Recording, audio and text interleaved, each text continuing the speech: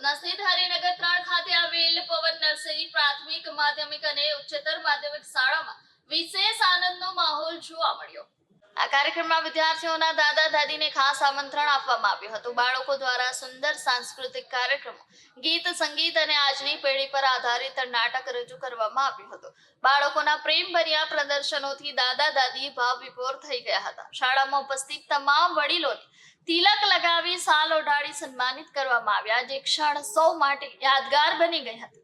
ધારિણીબેન પટેલના પ્રયત્નો અને આયોજન ખરેખર પ્રશંસનીય છે અને આ વિશેષ દિવસ તેમની કાર્યશૈલીને વધુ ઉજ્જવળ બનાવી ગયો। બાળકો, વાલીઓ અને સ્ટાફનો ઉમળકો કાર્યક્રમમાં ઝળકતો જણાયો। સમાજ અને બાળકોને આપેલો સંદેશ, जन्मदिन हम अपने बड़ों के साथ उन्हें खुश करके सबके सही तरीके से मना सकते हैं। अर्थात जन्मदिवस मात्र उजवणी नहीं પણ વડીલોનું સન્માન કરીને સાચા અર્થમાં ખાસ બનાવાય। નમસ્તે, હું ધારિણી પટેલ પવન એજ્યુકેશન ટ્રસ્ટની ટ્રસ્ટી છું।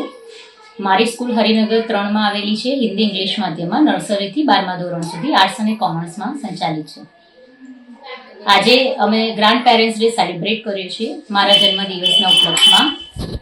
ગ્રાન્ડ પેરેન્ટ્સ ડે, દાદા દાદી દિવસ મનાવવાનો હેતુ એ છે કે આજની જનરેશનને શીખવાડવાનું, કહેવાનું કે ઘરમાં વડીલોનું મહત્વ શું છે અને વડીલ એ પરિવારનો આધાર સ્તંભ છે, પરિવારની એક સૂચિ છે અને એ એક આપણા એવું મૂળ છે પરિવારનું કે જેના થકી આજે આપણે છીએ।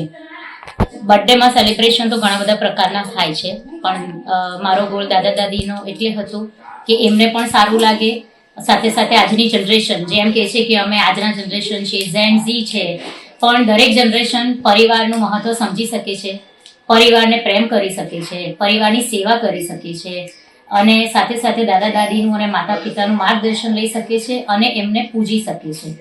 ધન્યવાદ।